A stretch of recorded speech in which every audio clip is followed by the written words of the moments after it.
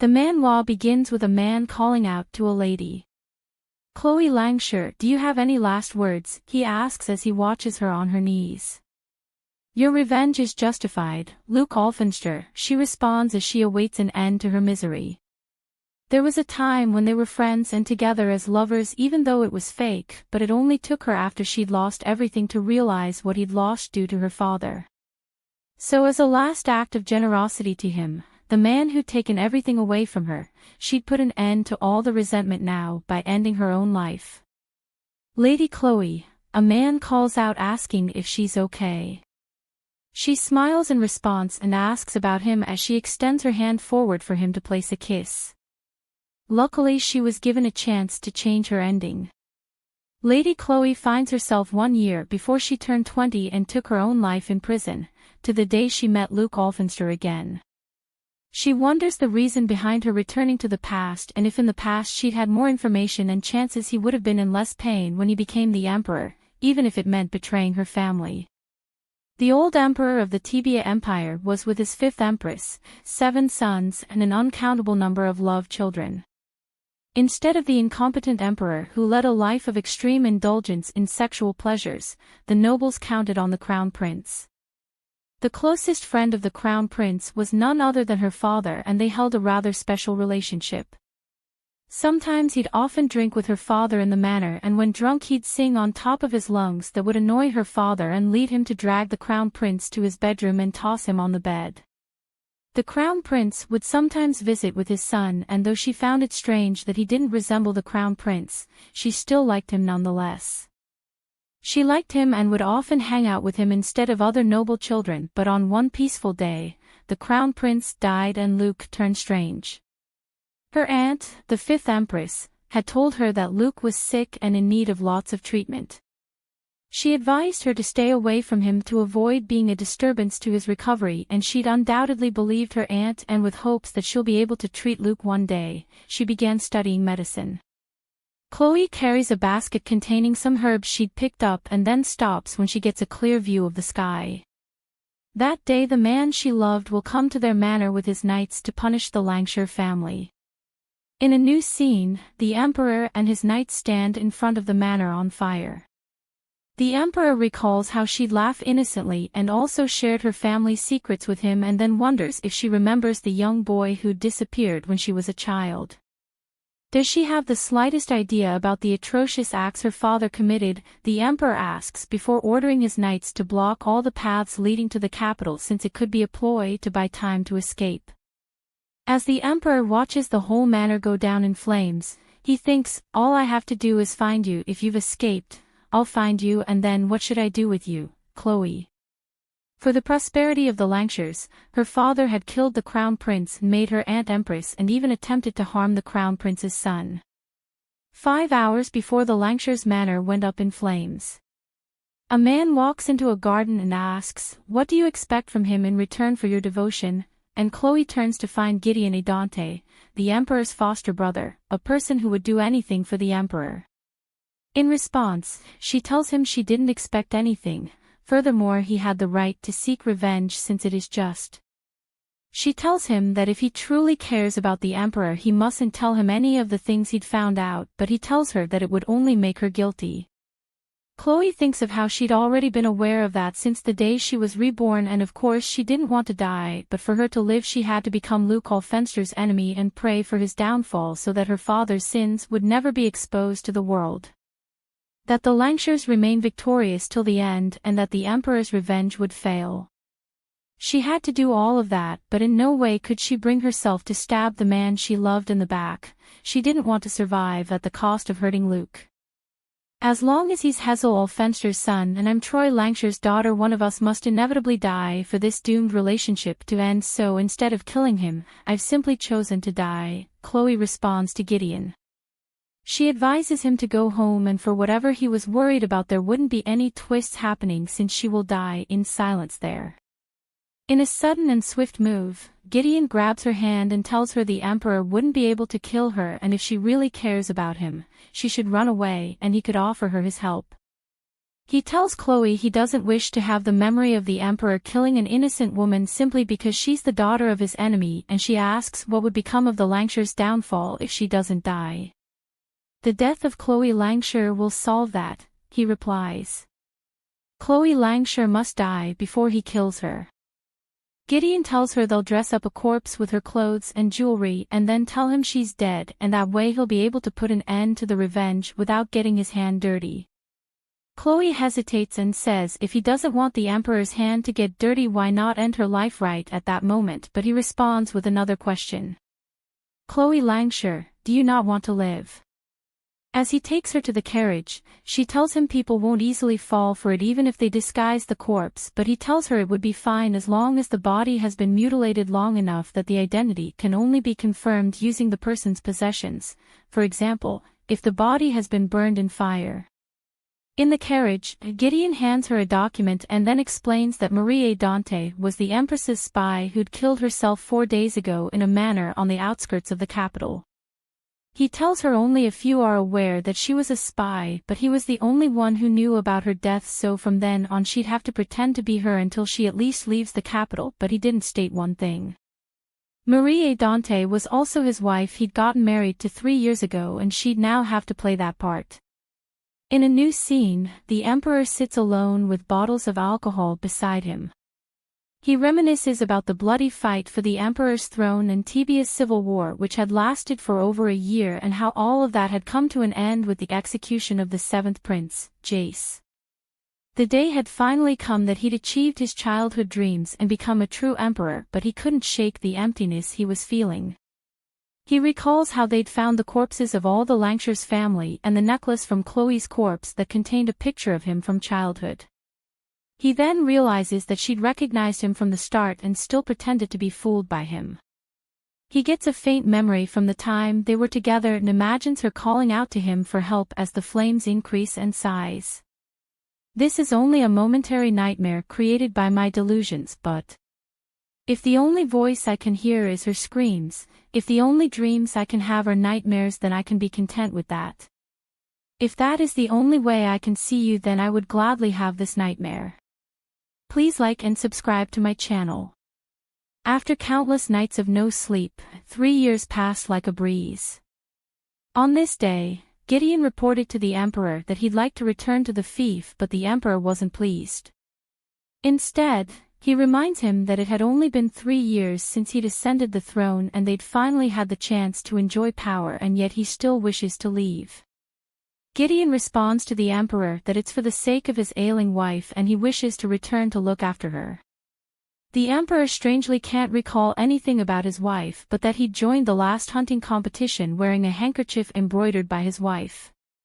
The Emperor at this point was starting to feel slight envy towards Gideon that he had a lover who was still alive, that he began to wonder why he was the only one who had to endure so much. He tells Gideon they discuss it another time, consumed by the thought that he might just go mad or die soon enough. The Emperor had begun suffering from a severe case of insomnia and lethargy ever since the Langshire manor was consumed in flames 3 years ago.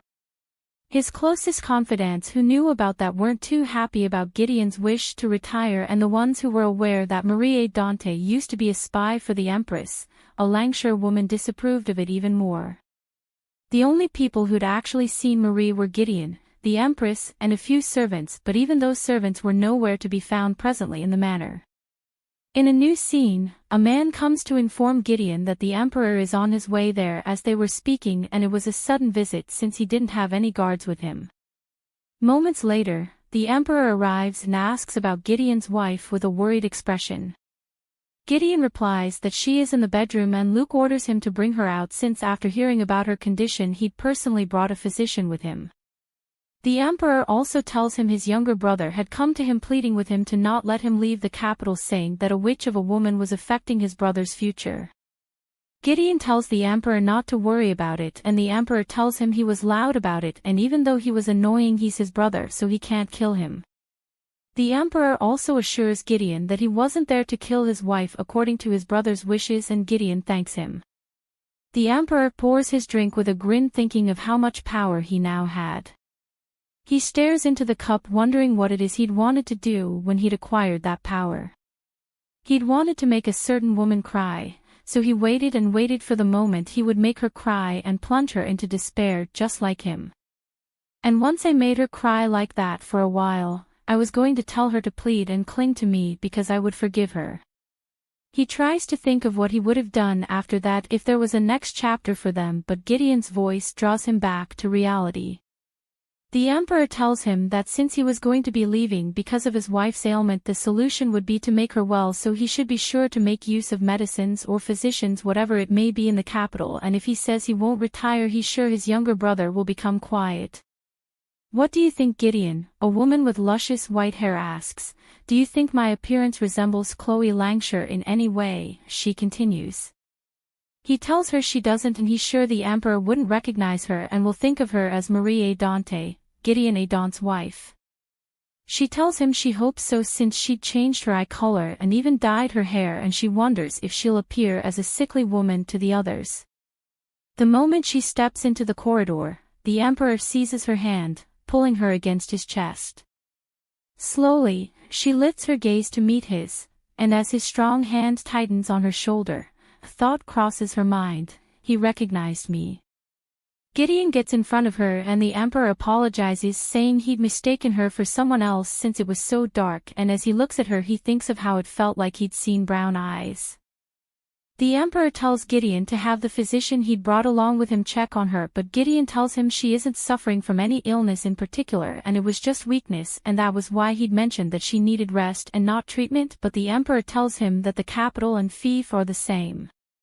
Gideon tells the Emperor her lungs are weak and he was told she wouldn't last long in the capital, and even if they take her to the fief she wouldn't make it past 10 years. The Emperor then asks him if he'll return to the capital after she dies. "You're telling me you'll be away for months or even years. Life must be comfortable for you these days." "If I lose my power, you'll also die, Gideon, whichever countryside you're in, you and even your wife," the Emperor clarifies, terrifying them. Gideon surrenders and tells the Emperor that he'll send his wife to the fief alone, but he'd like a few days to accompany her and then return, and the Emperor gives him 10 days.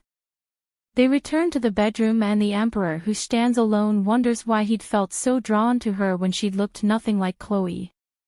Later that night, Chloe sits on the bed wondering if it's truly over and why the Emperor still kept on dyeing his hair, since when he was pretending to be her lover he must have dyed it to cover up his identity. She hears the door push open and turns to find Gideon walking to bed seemingly drunk. She asks him if the Emperor had already left and he says no. He tells her he'd given him the room upstairs and the physician was right next to it as he scribbled on her palm. Chloe smiles proudly as he writes on her palm, reflecting on how they'd made a rule to use their hands whenever she was conversing as Chloe, but she found it hard to understand what he was trying to say. She suggests they go to bed, and in a swift step he pushes her onto the bed and whispers, "He didn't recognize you." She clenches her fist before asking why he was helping her like that, since he'd failed to give her an answer for over 3 years, and unexpectedly he says it's because she's Troy Langshire's daughter, before coughing up blood. As Chloe panics, the Emperor walks into their room with blood also pouring from his mouth, and after a while of staring at her he tells her she looks similar, but he isn't able to complete his statement as he collapses. In a new scene, the Emperor coughs up blood continuously into a bowl. He asks Marie how long it has been, and she says 2.5 days since the night he drank the poison. Marie gives the Emperor a herb with a pain-killing effect and he consumes it. He asks about her husband and she asks if she should wake him since he'd woken up that morning. He asks about his condition and she tells him it was similar to his. The inside of his throat had been damaged but his internal organs were fine according to the physician. The Emperor asks if the physician had also prepared the herb and she says yes, and mentions that he'd also said it could cause a bit of drowsiness or sleepiness, but other than that it hardly has any other side effects. The Emperor confirms if the physician had truly said all that, and when she says yes he just inhales the herbs and thinks of how she was lying, since sleeping aids, stimulant and a few first aid medicine were all the physicians working exclusively for the imperial family carried around, and he wonders where the herb required for detoxification and painkilling had suddenly come from. The emperor also considers the valuable medicine it contained that was so expensive that only after a report is submitted can it be used in the imperial family, so there was no way a physician would carry that around with him. Marie also tells him smoking it for a few hours will allow him to eat soft food, and she also reminds him to grind it regularly. She tries to leave, but the emperor grabs her hand, pulls her onto the bed and whispers to her ear, "Don't go." She advises him to get some rest, but the emperor repeats himself, this time calling her Chloe. "Chloe, my love," he calls. "You said you loved me, you said this to me, then you shouldn't go anywhere, whether it's your family or anywhere else, you can't leave, you must be with me forever." He delivers this statement and then falls asleep, and as Chloe pushes him off her, she reassures herself that he isn't in his right mind, so there is no need to worry. He's simply repeating the words he'd said to me in the past to trick me. In a new scene, Chloe holds a tray containing some medicine, shocked that the emperor would request to take something that is put on animal traps when one goes hunting. The physician mentions to Chloe how he'd used a medicine more potent than the one used by the other physicians before him, but the king always found out and ordered that he change it. Marie tells him a physician with integrity wouldn't have prescribed that, and he tells her she was right and that was why he was already considering quitting, but he hadn't found the time to speak to the emperor about it even though he'd only become the imperial family's physician 6 days ago. He tells her it only takes a day for a person to realize his place. She asks how long the last physician had stayed, and he says 15 days, and he knew for sure because he was his friend. He'd wanted to resign after 10 days, but a replacement hadn't been found yet, so he had to stay for 5 more days. After listening to the physician, she concludes that the emperor could be suffering from insomnia, and he seemed to not be able to fall asleep until he strains his body and then passes out, and it wasn't a case of him having trouble falling asleep, it was a case of not being able to sleep at all. She asks the physician if it wouldn't be better to forcibly knock the emperor out instead of prescribing sleeping aids, and the physician then tells her that the emperor had explained to him that in severe cases he strikes the back of his neck and then passes out, but it is most dangerous, so that isn't an option. She asks about a medicine that would knock him out, and he tells her that he was already using the paralysis poison since it is similar in effect, but she finally crosses the line when she asks for the exact recipe. In a new scene, the king asks Gideon who was behind the poisoning, and he says Travis Retenter. The emperor asks if his father was any way involved, and Gideon responds saying no, because if he had been, their plan would have succeeded. Duke Retenter, Luke's recognized servant who was handed over the Lancashire's wealth and power and also the second most powerful man in the empire and the younger brother of Luke's grandmother. He'd volunteered to be Luke's guardian and helped him ascend to the throne, but 3 years ago almost all of the imperial family's lineal descendants died in a civil war. It also meant that if Luke died without having any children, the imperial throne would naturally go to the young Princess Sylvia, who was due to marry Lord Travis. The emperor sighs and says there is a saying that people's thirst for power can't be satisfied, and Gideon takes the opportunity to advise him to get married. "Just one prince or princess, and those fools wouldn't be able to touch you," he says convincingly. He tells the emperor Travis was only running wild with false hopes because he wasn't married yet, but the emperor tells him he doesn't think he'll become obedient just by him getting married. The emperor asks Gideon if he wants him to get married simply because of that, but Gideon responds with a question and asks what the point in continuously putting it off is if he's going to eventually. Or perhaps does your majesty already have someone you're fond of?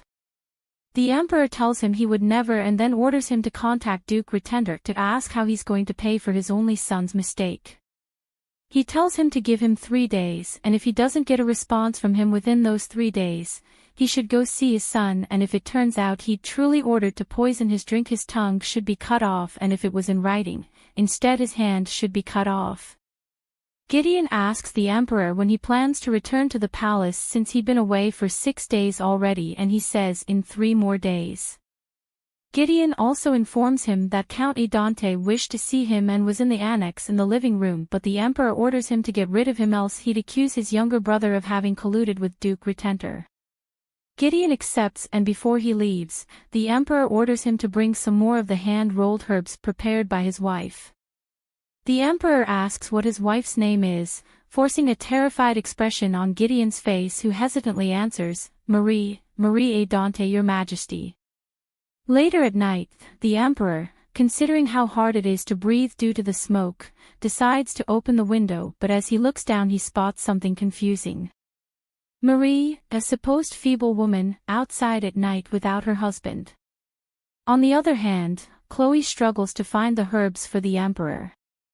After a while of searching for it, she finally picks it out, but as she thinks to look for a few more, she freezes and her face goes pale as she feels the weight of someone's gaze on her. She reaches out for something, and just as she feels the person's shadow looming all over her, she turns to attack. The Emperor stops her by grabbing her hand, but something is wrong. Why does his hand suddenly tightens around her neck? Did he suddenly discover my identity and is trying to kill me? The Emperor releases his hand from her neck and then asks what she was doing there so late. She assures him that she's okay, and the Emperor looks around and spots the herbs in a basket. He asks her if that was what she'd used to make the painkillers she'd sent him the last time, and immediately her eyes widens. He asks her if she thought he wouldn't know. Unfortunately, I'm just as knowledgeable about drugs as you are. She apologizes for keeping it from him, and he requests that she brings him something stronger later using the same plant, preferably a sleeping aid, and she agrees. The Emperor's expression suddenly changes and he asks, Marie Dante, do you resent me for keeping your husband in the capital? To which she responds that she's rather honored that he needs her husband that much. You don't have much affection for your husband, do you? He seems to be full of affection for his wife. Poor Gideon, the Emperor retorts. Marie tells him that it isn't common for a husband to be loyal to a sickly wife like he is, and she's always thankful for that.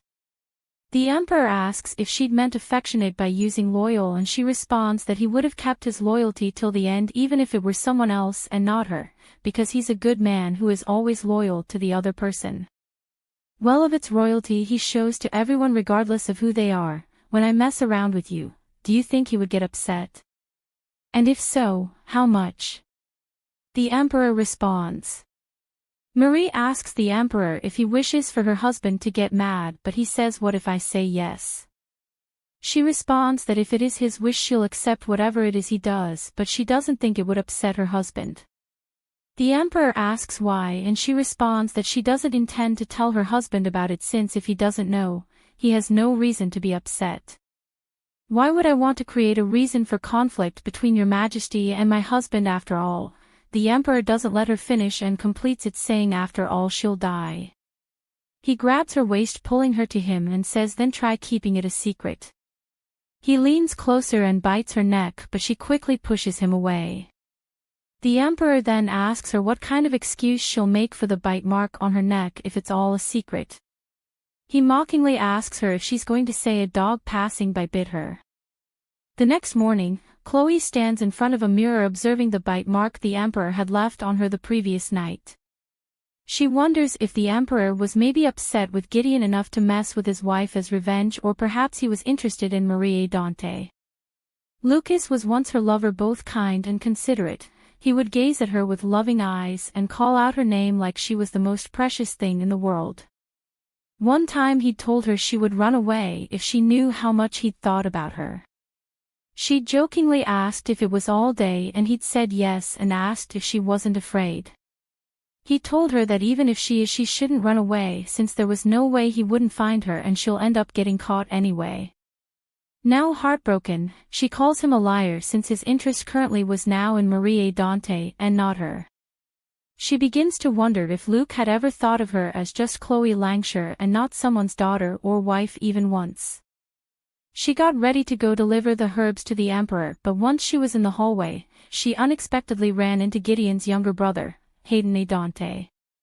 She confirms that he was going to see the Emperor before handing him the basket, and when he asks what it is, she tells him the Emperor had asked her to make the herbs growing in the annex into sleeping aids.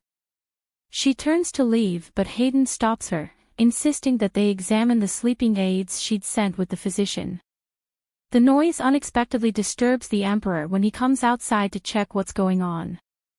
Hayden goes to him and asks if he's alright and if he'd found anything uncomfortable during his stay there, but the Emperor completely ignores him and orders Marie to come in with the medicine after getting rid of that, Hayden.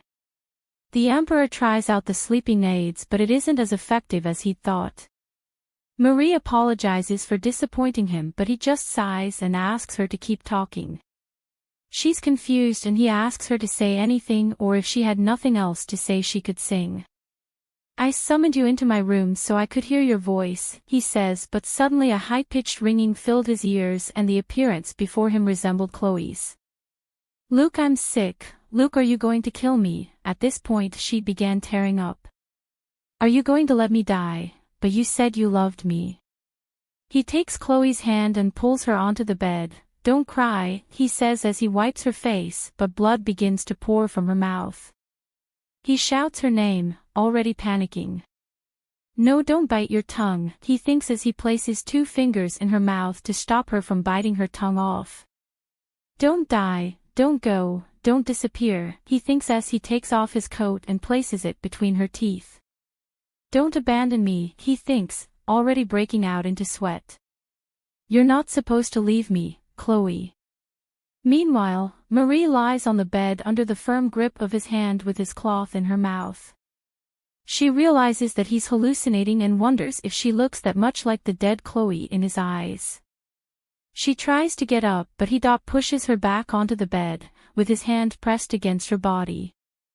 No, don't go, your life is mine, he says as he leans closer.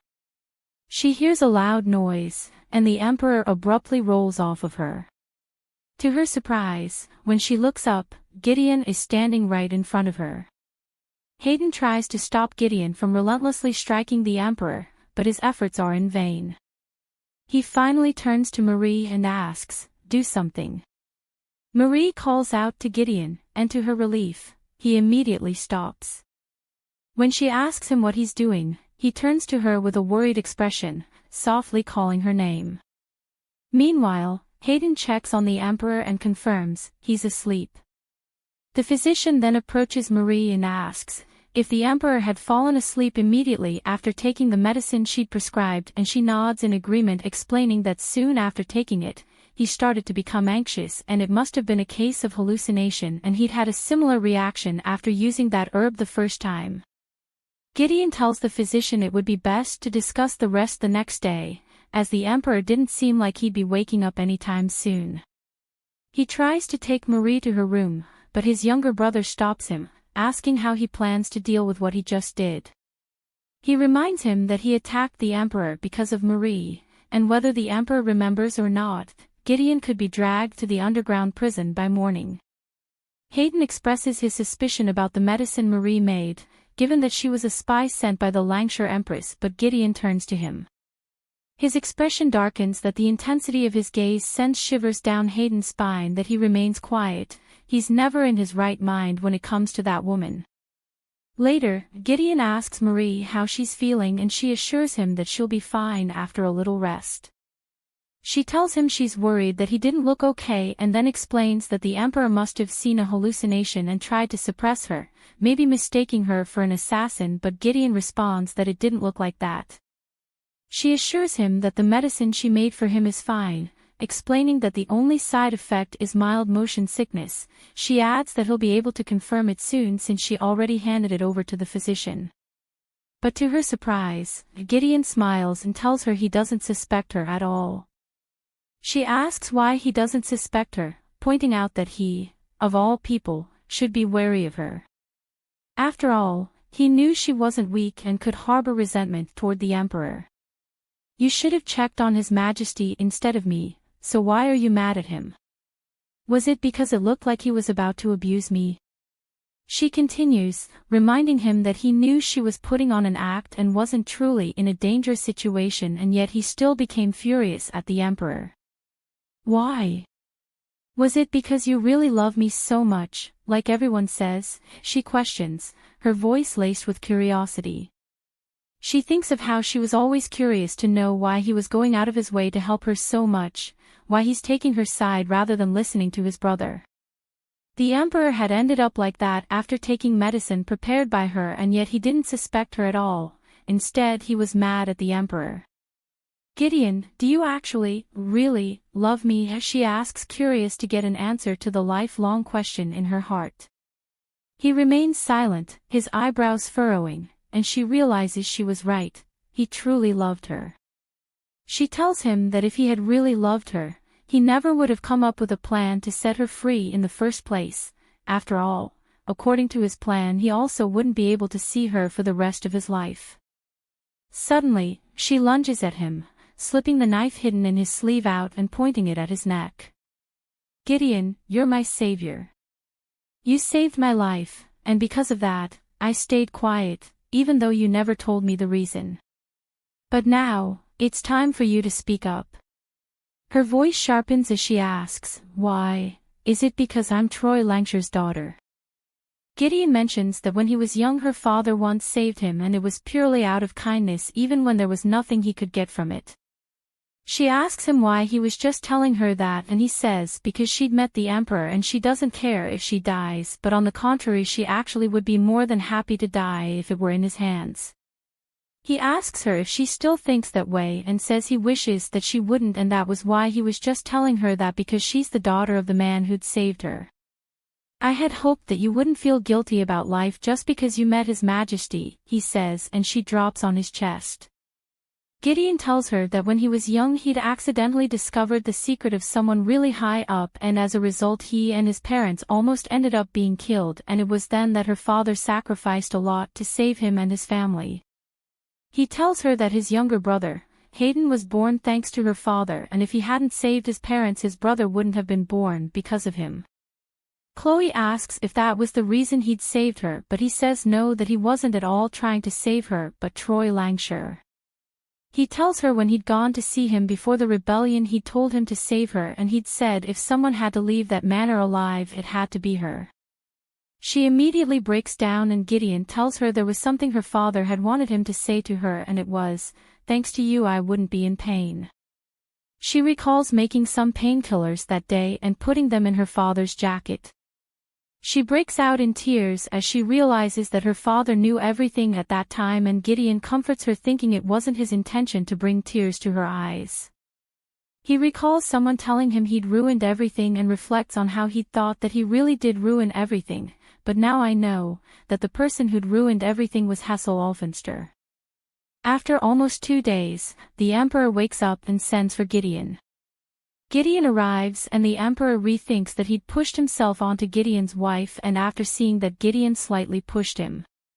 He must have punched me or something. It would have been amusing to see that gentle knight lose his mind, he thinks. But it's strange that the only thing he'd remembered was Chloe Langshire crying. The Emperor asks if he'd dropped by the Duke Retender's place and whether he'd cut off Travis's hand or tongue, but Gideon tells him he'd gotten one of his fingers presently, and the Duke had asked him to tell him that he would like to negotiate. The Emperor then asks who negotiates with someone who poisoned you, but Gideon tells him that he thinks he'd meant that he wished to take responsibility for his son's mistake. The Emperor asks how, and Gideon tells him that he'd expressed his intention to return half of his territory to the government, the entire southern part of the Retender territory including the mines below the Serona River. The Emperor chuckles and asks, he'll give that up just to keep his son's hand. Gideon tells the Emperor that the tax and land use rights for that are tied to the imperial family for the next 100 years, and he thinks the Duke realized he wouldn't be able to do anything with it at least while he's alive, and he'd also said his heir is more important than land he wouldn't be able to use for 100 years. The Emperor then asks Gideon if he thinks he should accept the Duke's proposal, and he tells him to do as he wishes. The Emperor sighs and asks, even if I want you to bring me Retender's head right now, and Gideon responds that if that is his order he'll try his best, but the Emperor wouldn't just stop there. Then what if I said I wanted your wife? Gideon tells the Emperor that she isn't his possession, and even if he wants her there's nothing he can do. Then the Emperor says it must be okay for him to approach her. Gideon then asks the Emperor if he expects him to get mad or he wishes to insult him, but the Emperor isn't moved and asks what if I say it's neither. Gideon approaches the Emperor and tells him if he wishes he can take anyone in the world as long as it's not his wife.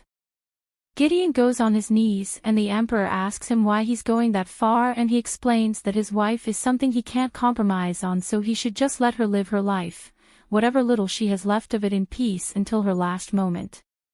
He tells the emperor that even if his request ends up piquing his interest, he can't act as if she doesn't matter to him.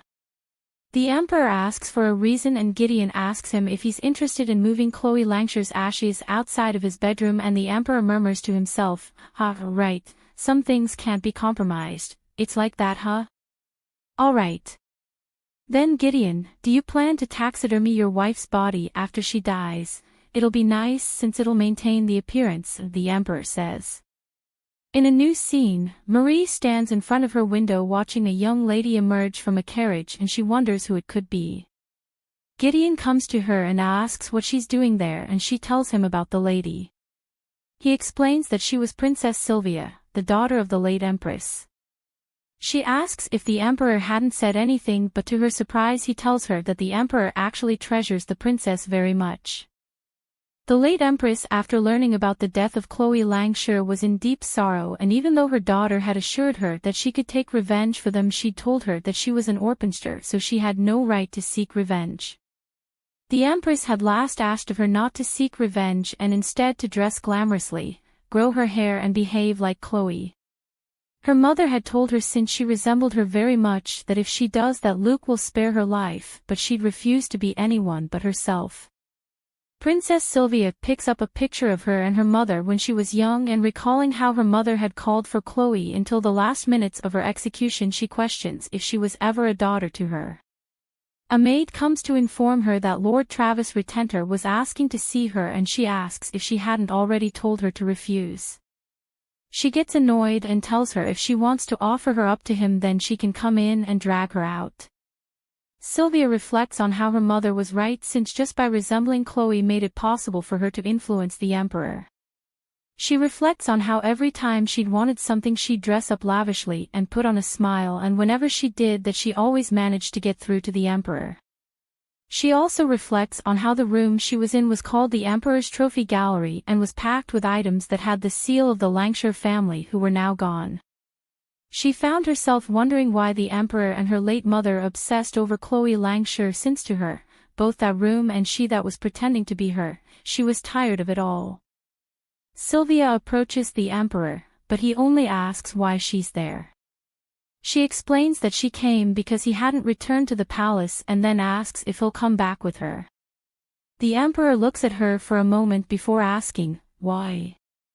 His response shocks Sylvia, who has always had her requests accepted by the emperor. The emperor reflects on how closely Sylvia resembles Chloe, realizing that's the only reason he keeps her by his side and everyone else knew that he is soft on Chloe. As he ponders this, he visualizes Marie's face and muses, I think yellow eyes would suit her better. He gets another idea and then thinks, yes I can just look at her, as long as I don't mess with her it's okay to do that right. In a new scene, the physician rushes to Marie and celebrates with her that he'd finally found the secret to making the emperor sleep. He points at the scattered papers on the ground and says that it is the key to making the emperor fall asleep but Marie is confused and asks what plant exactly he'd pointed to. He tells her the problem was that the sleeping aids just didn't work on the emperor and he'd finally found a sleeping aid that would work. He tells her the herbs she'd used were proven effective and since the plants trick one's brain, a thought suddenly came to his mind. What if His Majesty's brain is judging that it doesn't need sleep unlike his body does and because of that what if you must trick the brain for the sleeping aid to be effective? As Marie wonders why the physician had called her, he asks if she would like to assist him with his research. He explains that there are many plants in the world that affect the nerves, and since he plans to test each one, he's concerned about the lack of skilled physicians in the capital. Marie responds by telling him she plans to travel to the fief soon, but if it's only for a few days, she can manage and since her husband is busy, she would have to leave first. The physician then asks her what the emperor's opinion on that was, leaving Marie confused and she clarifies that her husband will continue serving the emperor, but she doesn't understand why her going to the fief matters to him. As she speaks, the physician's eyes widen in shock. It looks like my suspicions were right, the physician thinks to himself. Does this woman not realize that the emperor is interested in her? What do you think about Chloe's disguise? Thanks for watching. Don't forget to like and subscribe and also leave a comment whether it should be continued.